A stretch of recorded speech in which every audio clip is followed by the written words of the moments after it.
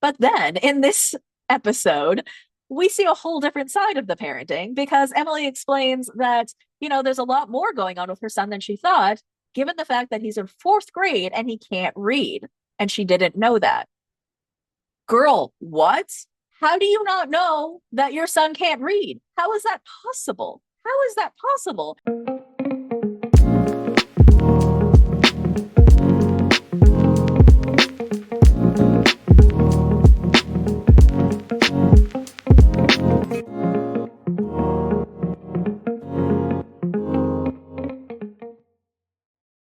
Hello, Bravo bosses. This is the Bravo Investigator podcast. I am your host, Dana, and this is your Monday reality roundup. Today, we are talking about The Bachelorette, The Valley, Real Housewives of Beverly Hills, 90 Day Fiancé, Love is Blind, Real Housewives of OC, and Real Housewives of Miami. Now, it is actually Monday. I'm recording this literally Monday morning at like 7:40 in the morning, which is a little bit late. I'm normally recording this early on a Sunday. But I had a long weekend this weekend. I had Friday and today off. So I kind of just wanted to enjoy it, just lounge around. I did a lot of bed rotting. And so I thought, you know what? I'll get up early today on Monday and record for you guys. So apologies that it's a few hours late, but I am here for you with your content right now. So we're going to start by talking about The Bachelorette. And that's not normally a topic that we talk about, but obviously we're talking about the Bachelorettes from days of yore, because those are the ones that we still sort of see in our zeitgeist, either on podcasts or just doing other things in the reality TV sphere. So I wanted to just chat quickly about Rachel Lindsay, because Rachel Lindsay was a previous Black Bachelorette. She was originally on Nick Viall's season, and then she became the first African-American Bachelorette. She ended up being engaged to the person that she chose, Bryan Abasolo, and they recently got divorced. So her divorce story has been super interesting. And I do have to say, I guess, like I didn't really like Rachel Lindsay at the time. I thought she was actually quite pretentious. I didn't really like her as a bachelorette. But ever since she's entered like our sphere as like, in the Bravo world, like she has the amazing podcast, Morally Corrupt on Spotify. And I absolutely love that podcast. She interviewed Lisa Barlow last week, which was so funny.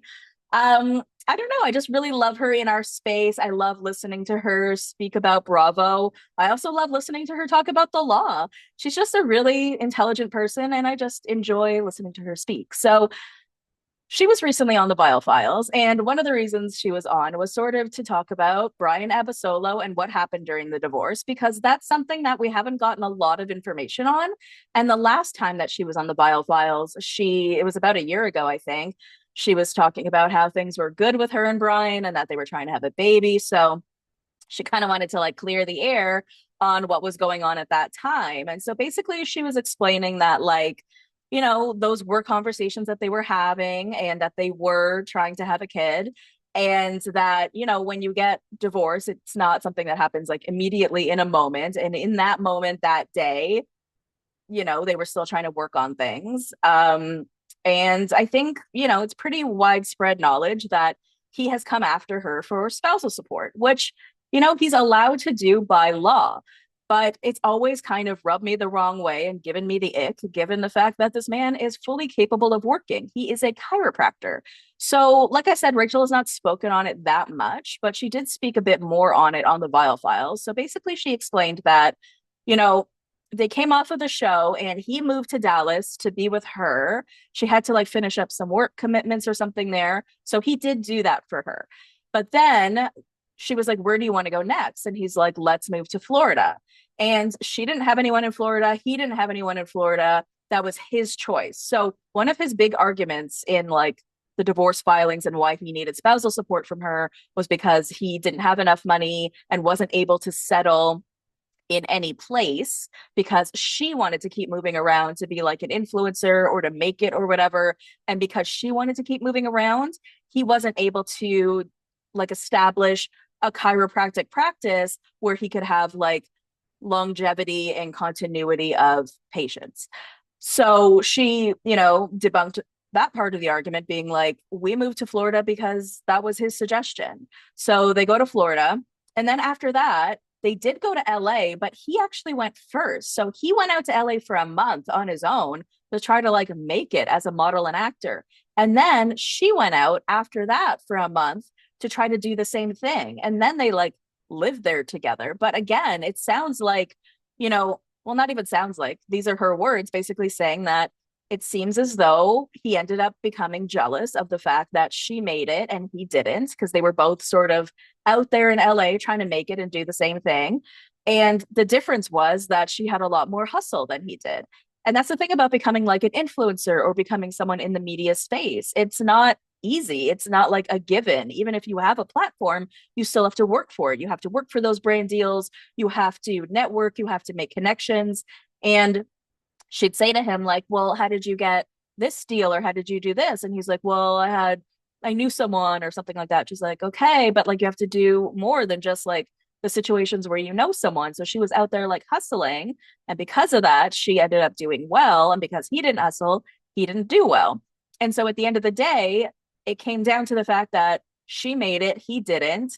And so she ended up like having the money, he did it. So he's literally trying to hit her where it hurts in the wallet by taking money from her. And it's like, I understand the concept of not having a place to settle as like a chiropractic practice, but you've been in LA for a long time now.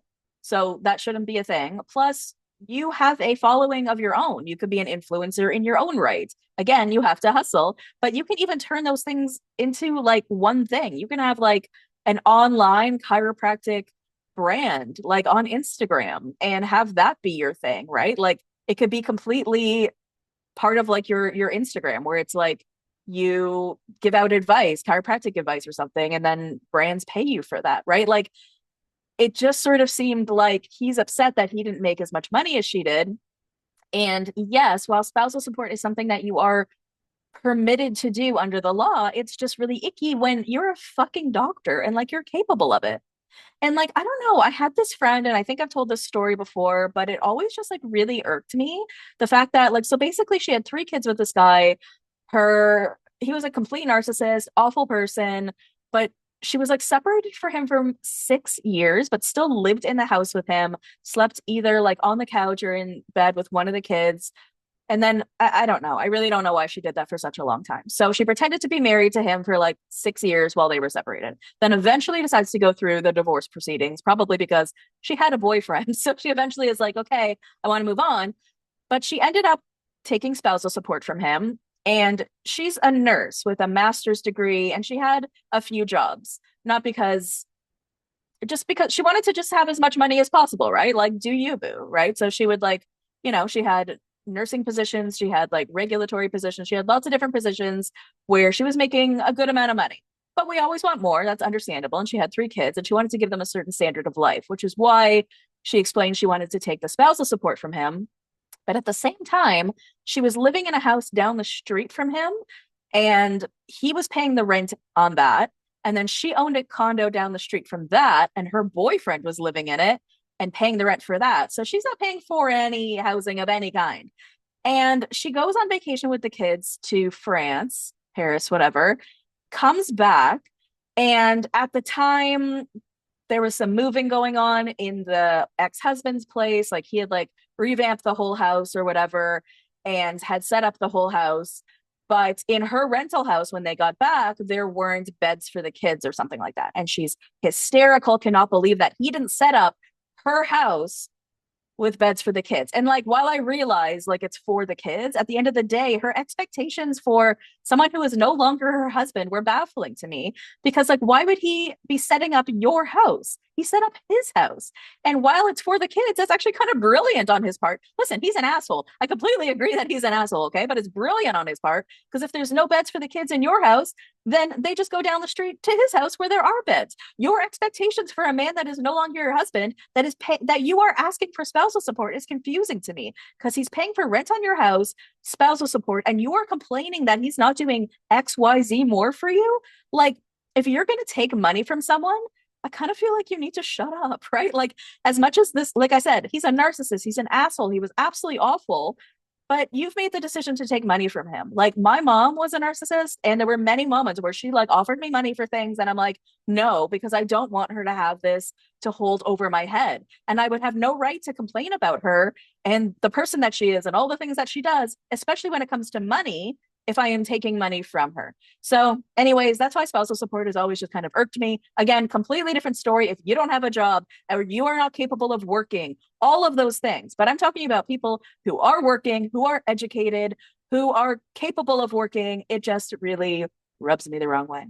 Okay, let's move on to the Valley because Scheana and Lala are still fighting. And I am actually really, really shocked by this because we got a lot more information this week from Scheana in terms of, what she wants to do with her future, what happened on the Valley, because she had Alex Baskin, well-known executive producer of several Bravo shows, on her podcast Shenanigans.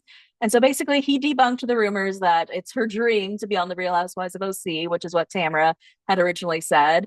Scheana said, like, I mean, maybe Brock made a joke like that to her once, like, oh, since we love the OC, we should be on. I don't know. Like, she was just like, yeah, I never said that. In terms of the Valley, she was offered a role, but she's decided not to do it. Her reasoning is more like she got this feeling from like the fans, I guess, that it would be like that person that left high school but keeps coming back to their old high school.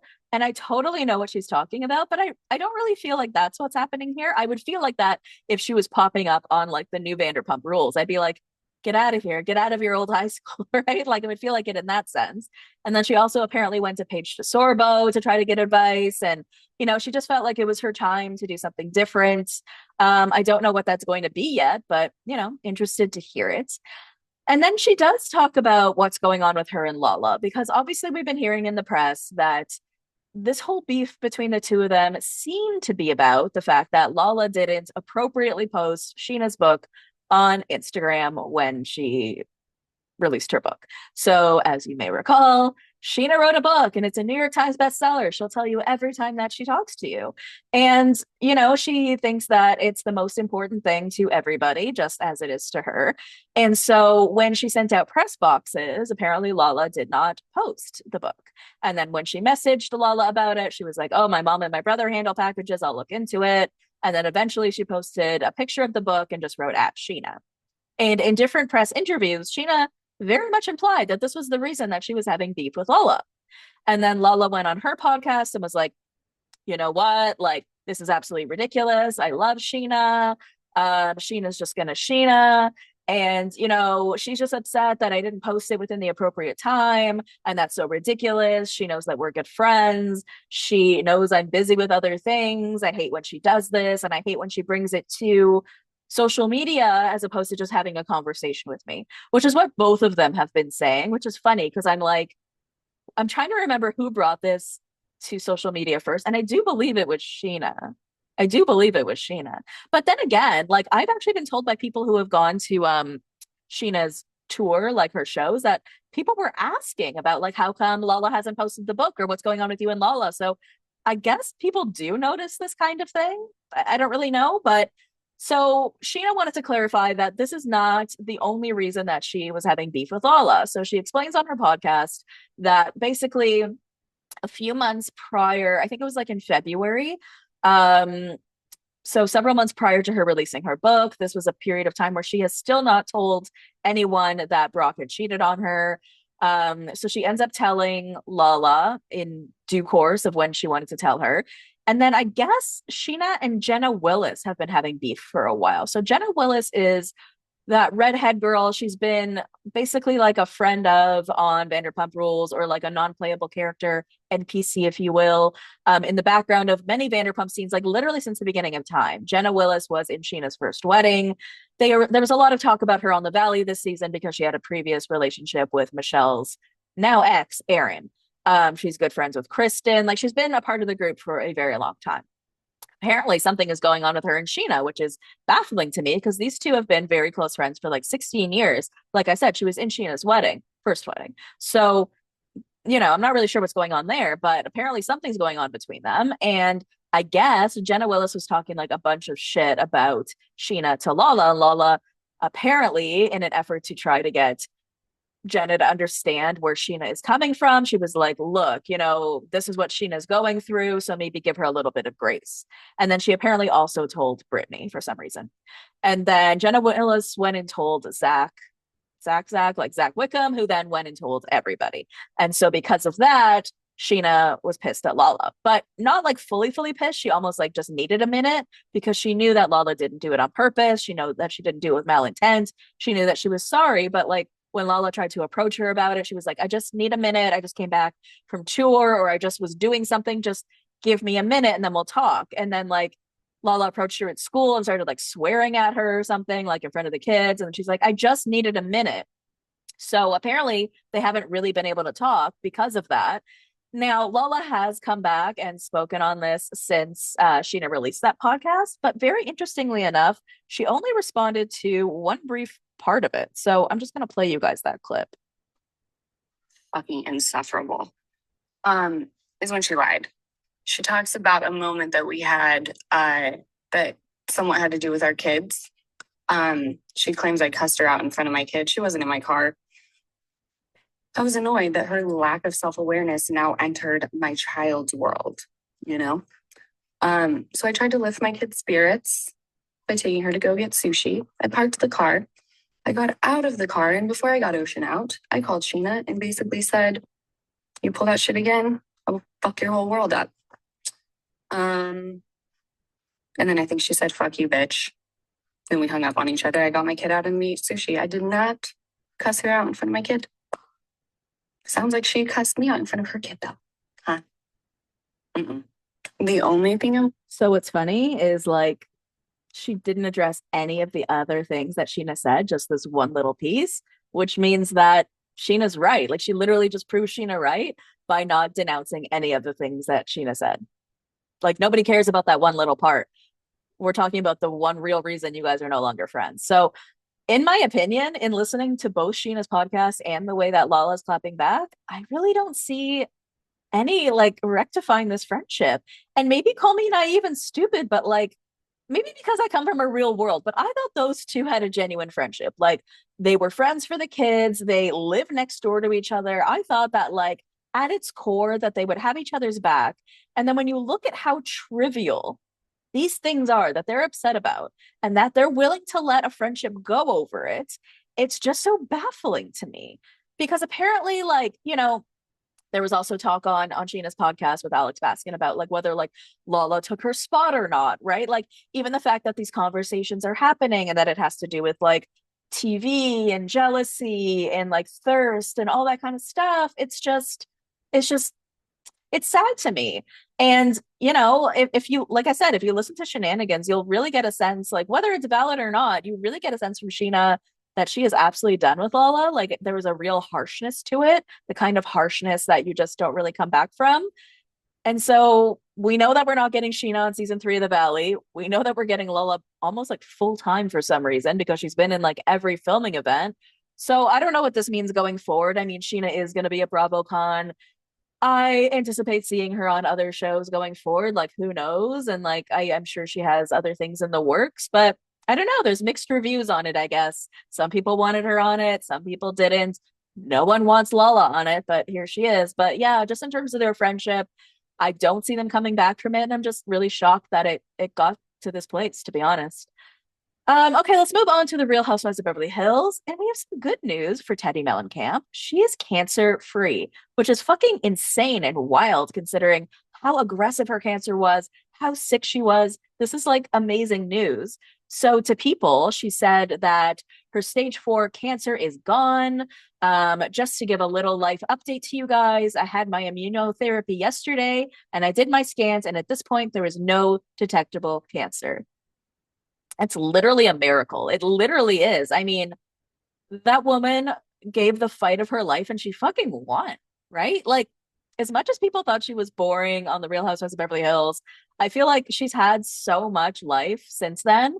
I would actually love to see her back. I know a lot of people wouldn't, but you know what? I mean, I do think she's an interesting person. I think she's led an interesting life, especially lately, especially in the last couple of years. And, I think she's kind of an inspiration in terms of like women who have fought this battle. She's done it with such strength. She like never gave up, not for a second. And she never really, like, what's the word? Like, she did it so stoically in a way, there was never like a woe is me. Almost if anything, like Tamra was more of a woe is me type of person than Teddi was, right? Like Teddi was always a lot more positive about her own prognosis. And maybe for those reasons she came through it. But I just think that's amazing. In other news in the Real Housewives of Beverly Hills, we basically have a weekly Denise Richards and Aaron Phypers update because, their divorce is super contentious. It's just going to keep going on and on. So basically, Aaron is asking a judge to order Denise to give him access to their joint bank accounts because he says he needs $150,000 or he might end up being homeless. The actor filed the document earlier this week, and in it, he claims Phypers and Richards had millions of dollars in joint accounts before he filed for divorce, saying Richards took control of the accounts and has not allowed me access to any of the funds. And then there was an update that says Denise Richards just filed a response to Aaron Phypers' request. She does not consent to the order requested and wants it denied. Why does he need $150,000 or he might end up homeless? What does that mean? What where are you living? What are you staying in a hotel? And if you're staying in a hotel, why do you need $150,000? Is that how much it costs a night? I don't know. This man, I have no sympathy for. And I'm just sort of loving the public reaction to this, honestly, because no one in the fandom liked this man to begin with, which is rare. Not rare that we don't like a husband, but rare where the entire fandom is just like, booers to that person, right? Like we hear they're getting a divorce. We're all like, good. He's creepy. He's weird. He's a criminal. All these things. So he keeps trying to go to the media to be like, help me. Denise is trying to hurt me. And the media is like, LOL, we love Denise. And it's just like never working in his favor. And it's just absolutely giving me life. Last story for the Real Housewives of Beverly Hills is Garcelle and Sutton still have not spoken since the reunion. And that's another friendship pair that I really thought stood the test of time and went beyond the show. So there's this article that came out that says after leaving the Real Housewives of Beverly Hills, Beauvais unfollowed several of her former castmates on social media, including her once close friend Sutton Stracke, whom she says she hasn't spoken to since the reunion. When asked about potentially returning to the show as a housewife, Beauvais says not anytime soon, but she does not rule out future appearances in a smaller capacity. Garcelle spoke with Variety on October 1st, where she noted that the drama was heavy on her spirit at the time. Walking away has given me my power back, she admitted. It's given me a sense of freedom, and I'm in a good headspace. There was a long moment where I felt like I no longer belonged here, she added. I no longer fit in here. It was definitely a moment of like, this is not for me. It just didn't feel right. I mean, those are very good reasons, right? I mean, if you're doing a job, even if it's like this kind of job and it doesn't feel right, you shouldn't be doing it anymore. Like I used to do stand up. I was really bad at it.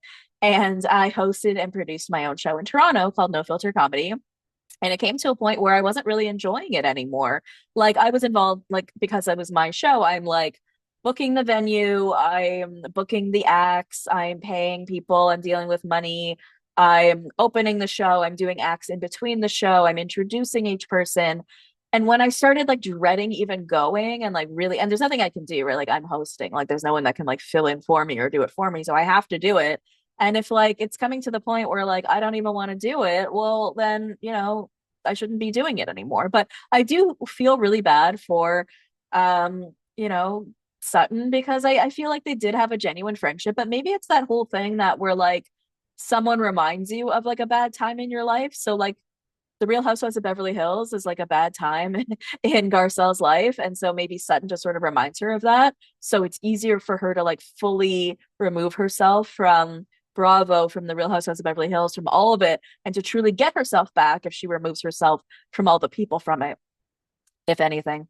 All right, we're going to talk about Southern Charm now, which I forgot to mention up top. We are talking about Southern Charm. We have some Southern Charm news. So Kathryn Dennis has actually just gotten 30 days jail time for a DUI conviction that she has from 2024. So I'm going to read you guys an article from the Tribune. It says Southern Charm star Kathryn Dennis has officially been sentenced to 30 days in jail following her 2024 DUI arrest in South Carolina. The reality TV personality 34 was booked in Berkeley County on charges of driving under the influence and transporting an open container of alcohol in a vehicle with a broken seal. The sentencing comes more than a year after Dennis was involved in a three-car crash in Goose Creek, South Carolina in May 2024. According to the police report, officers noted that she had glossy eyes and a strong odor of alcohol with an open container discovered inside her car. She also failed multiple field sobriety tests, which ultimately led to her arrest. Dashcam footage from the incident went viral at the time, showing the Southern Charm alum in distress during the stop. The footage sparked widespread concern among fans about her well-being and lifestyle following her exit from the Bravo reality series. Dennis reportedly began serving her 30-day sentence on Friday night and being taken into custody. Sources say the star hopes to use the time to reflect and reset as she continues to navigate life away from reality TV. Kathryn Dennis rose to fame on Bravo's Southern Charm, where her tumultuous relationships and personal struggles often made headlines. Her DUI case marks another chapter in the star's ongoing journey of personal challenges and public scrutiny. Ah, Kathryn, it's like, you know, she almost reminds me of like a Lindsay Lohan type, where I mean, Lindsay is doing amazing now. She's married with a kid and like living her best life. But there was a period of time where Lindsay was just like a hot mess express and was always getting in trouble.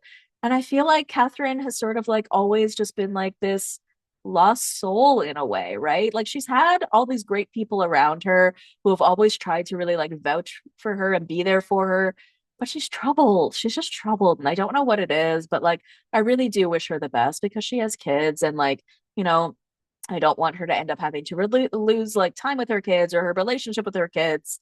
It's just sad. I just really hope she does end up getting it together at some point.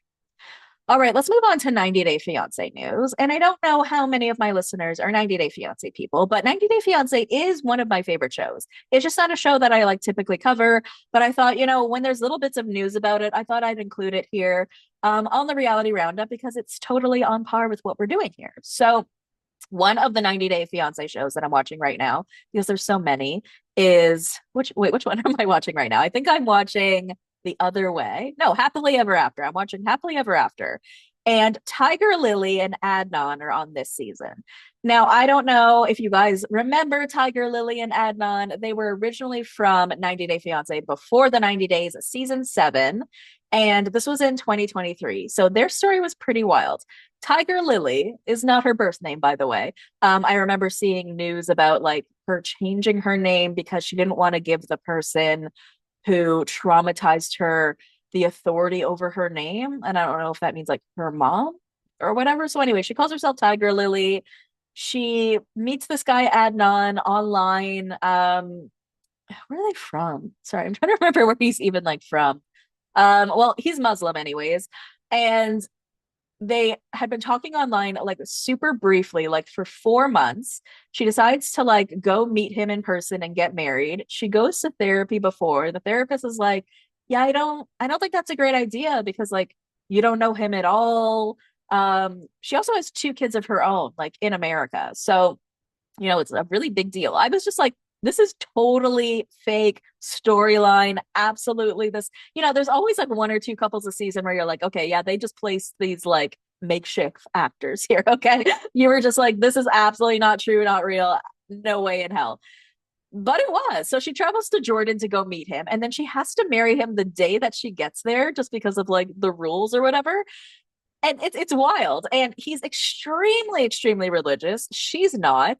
A lot of their fights have to do with, you know, his practices as a Muslim and the way that she dresses and the things that she wants to do. And they end up getting married in September 2023 on the show. They're still together, but all of it was just like super wild because, yeah, he's just like super controlling, super mean. They don't know each other like at all. And yet she gets married to this guy the day they meet and they're still married. So I don't know.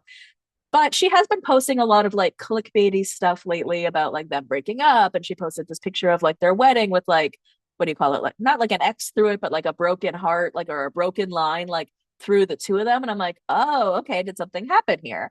And then she did an AMA and answered a bunch of questions about her relationship. So I'm just going to read a few of them to give you a sense of where her relationship lies right now. So, like, someone was asking, was the divorce separation a real thing? I'm so confused. And she said, I never said divorce, but yes, what I posted was real. Marriages have highs and lows. And that night was raw and filtered emotion. Exactly like I said, I love you today, lose you tomorrow, back in love by Friday. That's us. That's real life. What? You guys like break up and get back together every day? Cute. And she says, when I posted it, I didn't think we were getting back together. It was real in that moment. After I thought about deleting it, but that would be fake. So many people message me saying they're going through the same thing, and marriages do have ups and downs. If sharing mine makes someone feel less alone, then I'd rather be honest than polished. Whether I delete it later or not, that's still real life. I've always believed in keeping it simple. If something or someone doesn't bring you good energy, just unfollow and move on. No need for announcements. I'll continue doing me and keeping it real. Appreciate the ones here for the unfiltered us. And it's funny because like she was posting other ones where like people were like, were you just posting that for clickbait? She's like, no, I'm not that kind of person. I would never do that. But then like here you are saying like there's no need for announcements, but then you announced that there was strife in your relationship. But then you feel like you didn't need to announce that like, oopsie, never mind, we're fine now. And then you're sort of judging people for asking you questions about it. I don't know. It's like it very was clickbait. Like, are you joking? Like, if we are going to the internet to people you don't know to say, like, my husband's being a meanie and we're not doing well. Yes, that is something that everybody goes through in a marriage. Sure, marriages do have ups and downs, but not everybody has to tell the entire internet. I don't know. I feel like the 90 Day Fiance people are like a whole different breed. They're very bizarre and they are very like internet focused. And, you know, maybe that's how they do make their money with the clickbait and stuff. I don't know how much they make on that kind of thing. I don't know if she's involved in that. My understanding is that she's super rich in her own right. I have absolutely no idea how, but, you know, I do hope they get divorced at some point, though, because that guy is honestly just scary. Okay, moving on to Love is Blind. So we had season 9 air their first 6 episodes. Love is Blind, Denver, Colorado has been one of the most homophobic, transphobic, cringy seasons I have just ever seen in my life. Can't look away though, because it's just, I don't know, the most wild thing I've ever seen.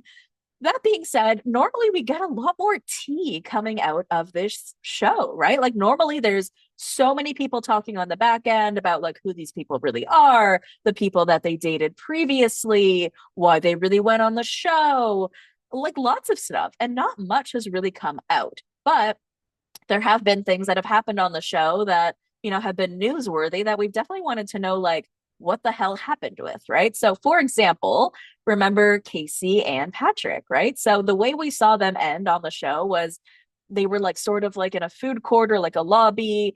She says she's not trying to break up with him, but doesn't want to go to Baja, which is where they're supposed to go, you know, on their like group trip to together or whatever with all the other couples. So that's kind of the end of it. And we don't really know what happens after that. I mean, obviously we know like they don't end up together, but I'm just going to read you guys a People article from Patrick being interviewed. It's called Love is Blind. Patrick says he absolutely questioned Casey's intentions after being blindsided by her actions. Patrick Suzuki's journey on Love is Blind didn't go quite to plan, but he has since come to a place of acceptance. The Denver native was introduced to fans on season 9 of the Netflix hit, where he quickly developed connections in the pods with Anna Ewan and Casey McIntosh. However, things took a turn early on when Anna suddenly left the pods without warning, leaving Patrick heartbroken. He then shifted his attention fully to Casey, and the two continued to hit it off before getting engaged sight unseen. But when it came time for their reveal, it was almost immediately clear that something was off. And Casey ended things shortly thereafter. Well, did she? Not really. When asked by People if his journey unfolded as planned, Patrick, 31, laughs, no, not at all. I mean, I knew I was going to grow from it, so I guess from that aspect, yes, he notes. But as far as the twists and turns, totally didn't see that roller coaster happening. When it comes to Anna, so remember Anna, like I thought that Patrick and Anna had like such a great connection, and then she just like takes off from the show and we have no idea why. We get no information. So he says when it comes to Anna, Patrick believed an engagement would have happened with her first had she stayed on the show. 1,000%, yeah, for sure, the construction manager says of his co-star. It sucks she left, and a part of it is because the last thing her and I talked about, she told me, don't break my heart. And I told her I wasn't going to. So it definitely stung pretty hard to not see her the next day, he says. Despite his broken heart, Patrick kept his head up and focused on the other connection he had, primarily with Casey. You're in this pressure cooker experiment, and there's like 10 days to make a decision, and I was definitely catching feelings for her, and I know she was catching feelings for me too, he said of Casey. From her side of things, Casey seemed very sure about Patrick in the pods, even going so far as to have some racy conversations about her sexual fantasies with him and detailing their future together. The hair and makeup artist also repeatedly assured him that his race wasn't a factor, despite saying that she had never dated an Asian man before. But her tune changed at the reveal when things were clearly awkward. Not long after, she broke the news to Patrick that she didn't want to continue on the TV show with him anymore. However, because she didn't outwardly say she wanted to end things between them for good, Patrick interpreted that as simply she wasn't ready to get married and they'd continue dating off camera instead. I thought that she just wanted to go away from the cameras and was just like, let's just hang out for a second. That's why I was like, don't worry, we can slow it down, he recalls.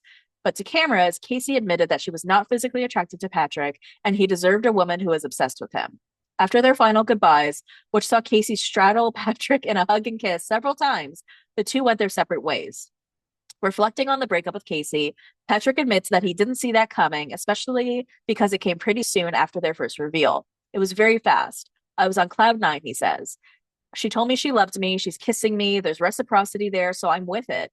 Reciprocity is everything, but I was definitely completely blindsided there. My intuition was already kicking a little before even having the conversation, he adds. But I told myself, I'm going to go into this experiment fully with my heart on my sleeve, and I'm going to trust this person and give her my trust until she gives me a reason not to. Following their split, Patrick admits he absolutely questioned Casey's intentions and if they were genuine. I had a range of thoughts. I tried to find the answer in my head forever, he explains.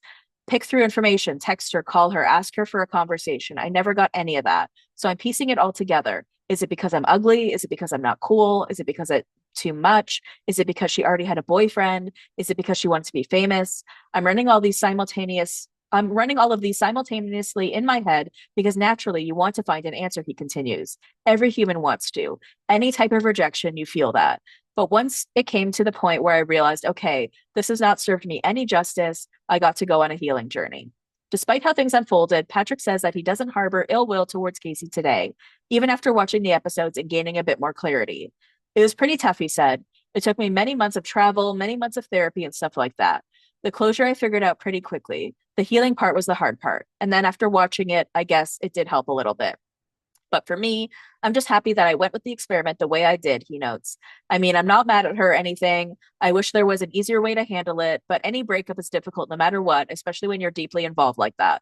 So for me, I tend to give people a free pass just because it didn't serve me any justice to think about it the way it was handled, he asks. Or he added, it was just, you have to piece it together that she wasn't truly interested afterwards. You've got to take it on the chin and move on from there.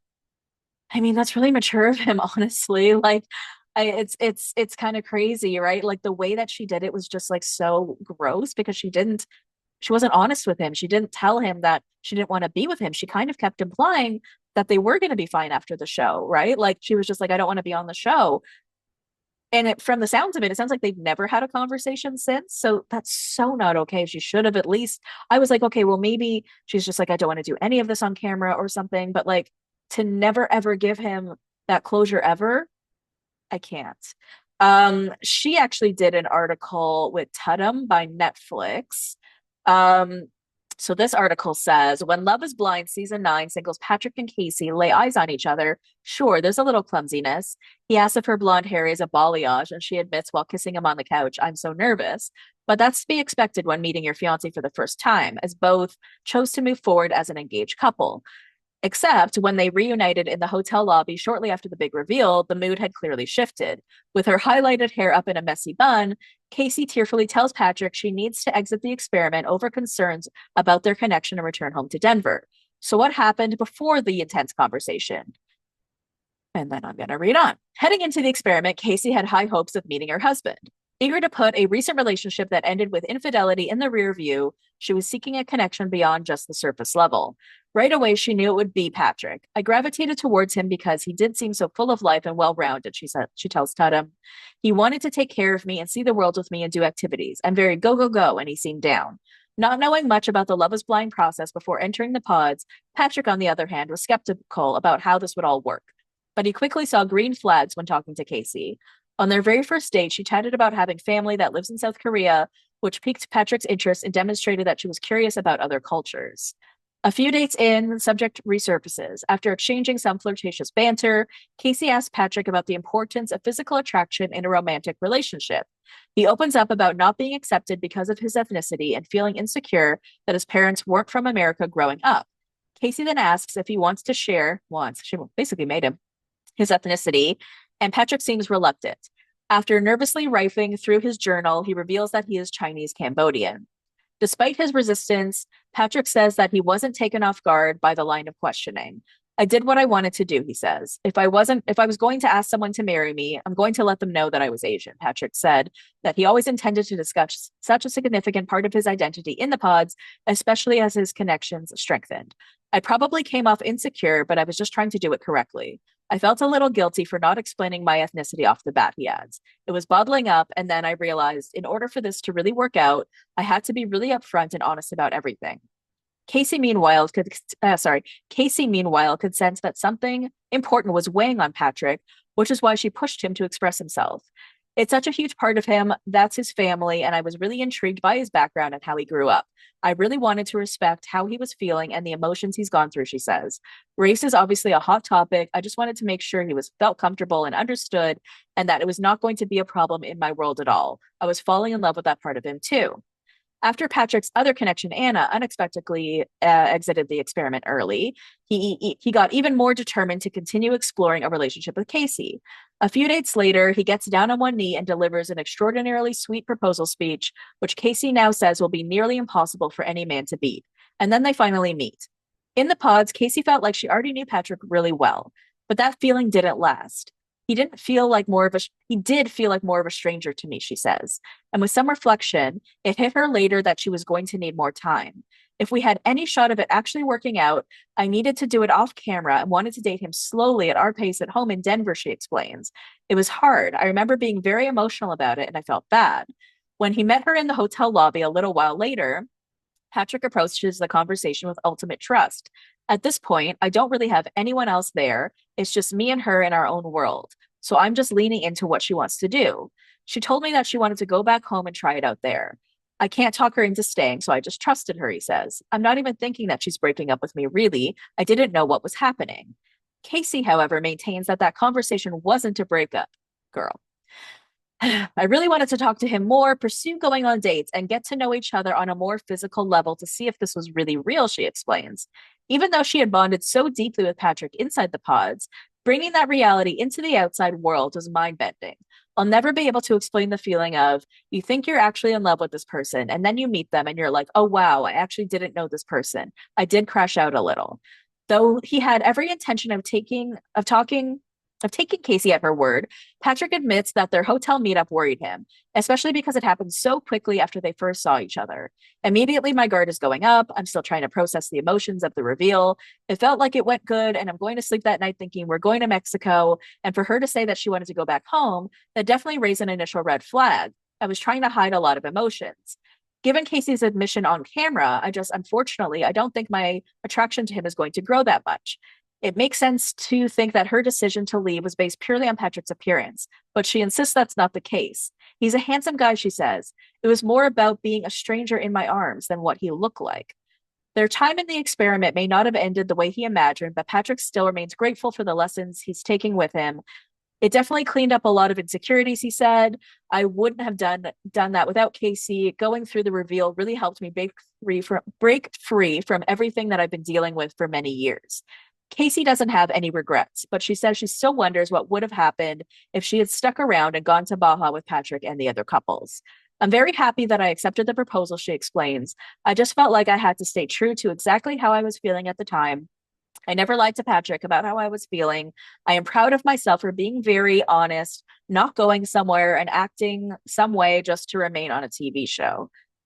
Okay. And then she did an Instagram story that says, I understand I have made many mistakes during my time on Love is Blind. However, there is far more to the heavily edited story than what is being aired, and I hope I can share my side soon.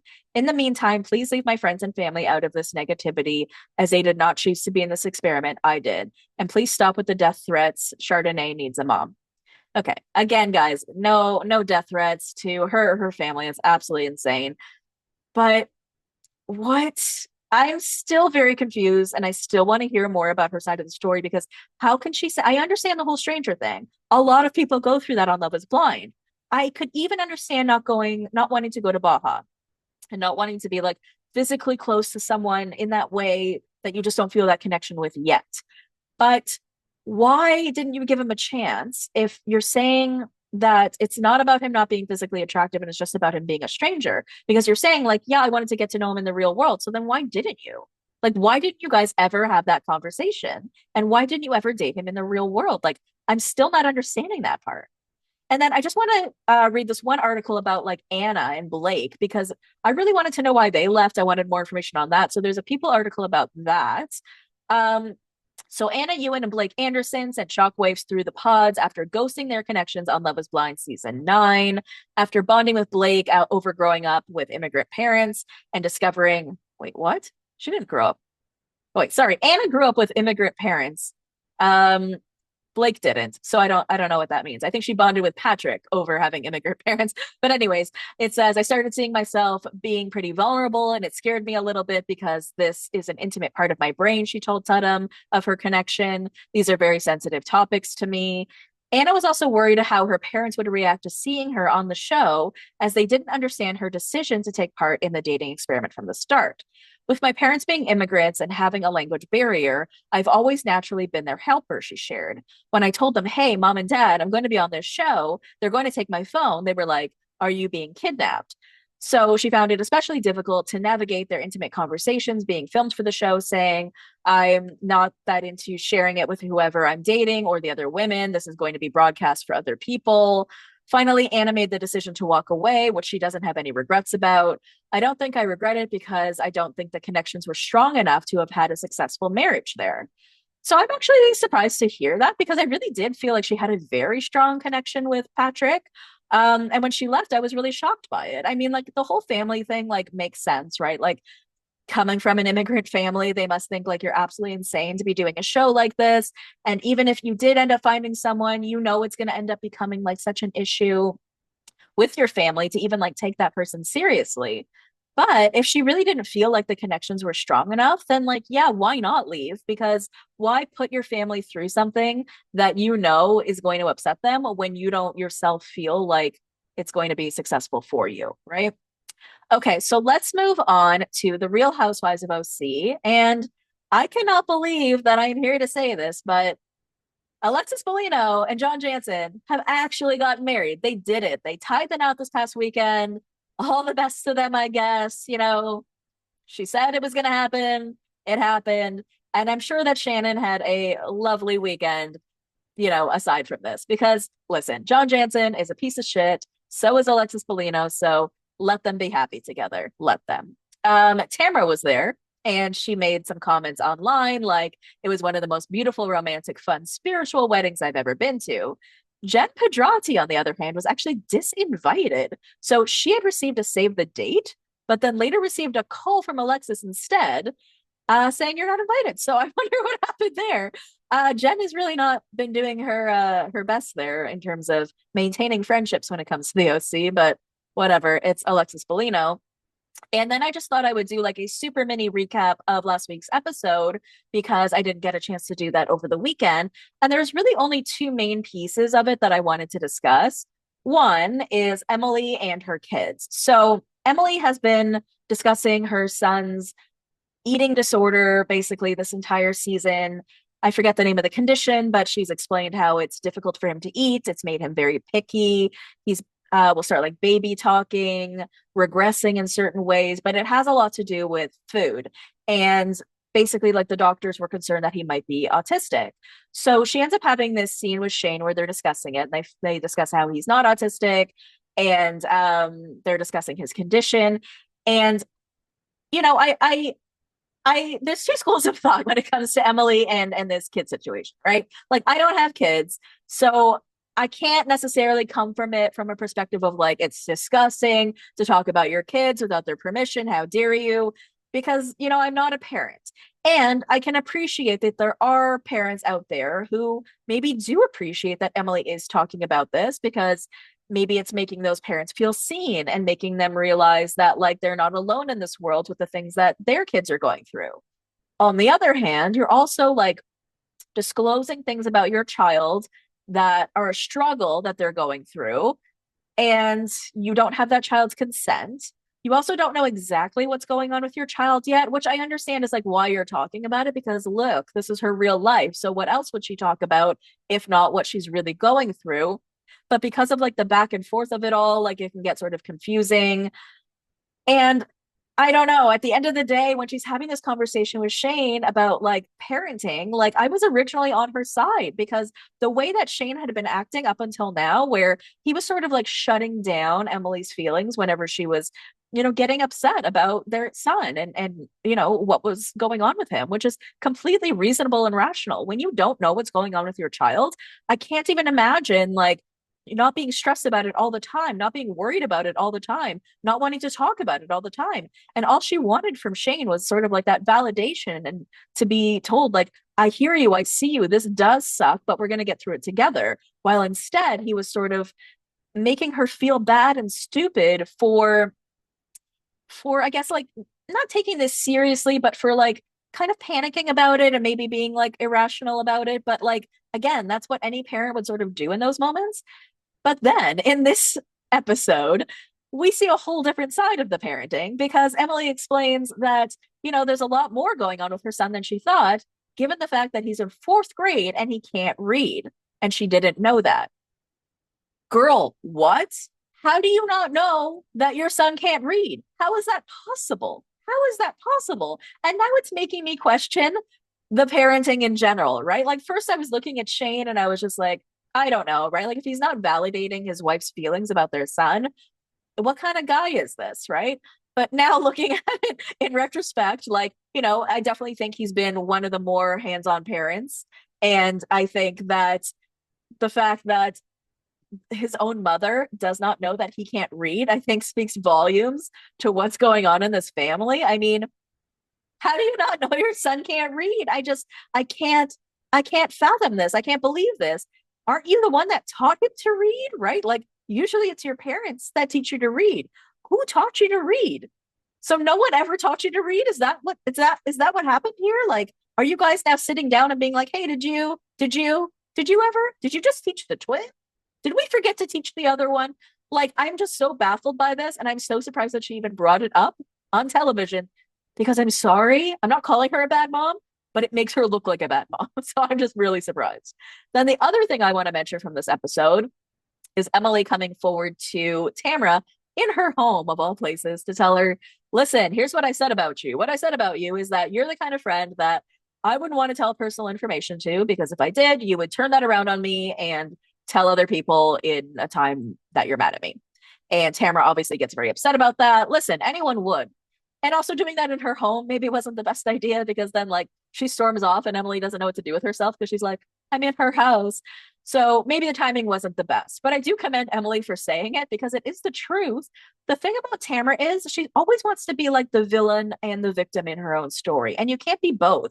You have to admit that you do that. And that is what Emily and Heather were saying. Like, I'm sorry, Tamra, you are a good housewife. Okay. No one is saying that you're not. But to truly say that you do not take people's personal information and then turn that back around on them, girl, then you do not know yourself at all. That is 100% who you are. And does the truth hurt? Yeah. But that is why you probably don't have a lot of close friendships, because that is what you do. I'm sorry. That is why these people feel uncomfortable being on a show with you and why they feel uncomfortable being friends with you in real life, because you will stomp on them the first chance that you get. You just would. You like, girl, you're in therapy. Talk about that. All right. Let's do a mini recap of the Real Housewives of Miami, because I haven't talked about that in a couple weeks either. The finale happened, as well as the reunion part 1. And all we really got out of the finale was more so just like the issues, I guess, between Adriana and Julia coming more to light. So Julia brings up the fact that like apparently Adriana has been like holding things over her head and sort of coming at her on the back end off camera and being like, stop saying these things about me. Don't be friends with these people. Don't do this. Don't do that. And she's just like over it. So then when we get to the reunion part 1, it ends with this huge dramatic moment where Julia says that she and Adriana were intimate twice, once in the Hamptons, once another time. Apparently she was with Martina at this time, but they were not doing well. I and that apparently Adriana's like holding this over her head or something. The entire cast looked shocked as hell. It was shocking. Um, I just don't really understand a lot about Adriana and Julia's backstory. My understanding is that they were friends for a really long time. According to Adriana, she got Julia on this show and just found her in a farm, and that Bravo would have never found her on the farm if not for Adriana.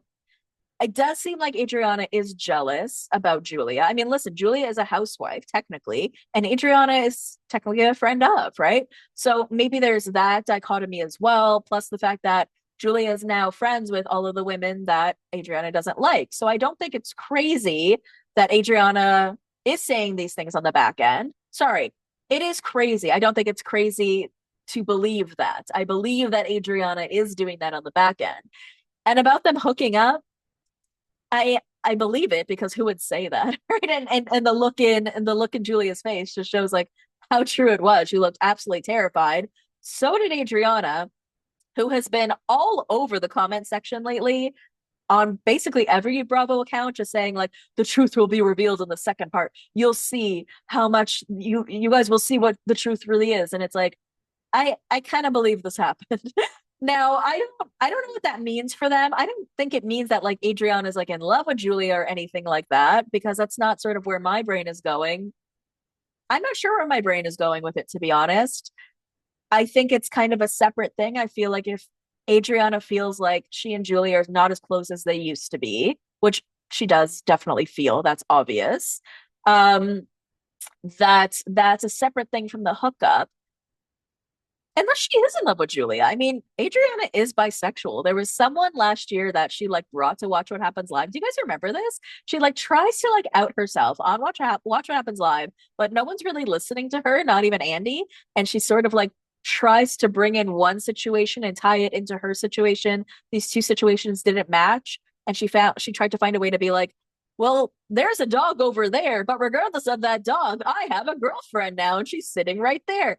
And just no one acknowledged or paid attention to it. So maybe she is in love with Julia. I don't really know. But to me, I feel like it's more of a situation of her just feeling really hurt by Julia because she feels like Julia has sort of abandoned her in their friendship. But maybe Julia believes that it's the hookup situation that has caused more of an issue in their friendship. Regardless, you shouldn't be hooking up with your friends. Julia kisses all of her friends on the mouth. And that was one thing. It's a whole other to be having sex with your friends. I think you probably shouldn't, especially if you're married. Just a thought. Anyways, that's the end of the episode for today, guys. If you want to check me out on social media, you can do that on Instagram, TikTok, and now Threads. I am loving Threads, you guys. So check me out there at the Bravo Investigator. If you want to join the Patreon, it's patreon.com/the Bravo Investigator podcast. $5 a month gets you 4 extra podcast episodes, early episodes, and ad-free episodes. Right now I'm doing the Real Housewives of London and having the best time. And if you want to buy my merch, you can do that at hurrdatmedia.com. I love you, BBs. I will see you next time. Thank you for listening to the Bravo Investigator podcast in partnership with Hurrdat Media. You can watch full-length videos on Hurrdat Entertainment's YouTube channel. Follow me on Instagram and TikTok at the Bravo Investigator. If you enjoy the show, please leave me a 5-star review. Love you, BBs. See you next time. A Hurrdat Media Production.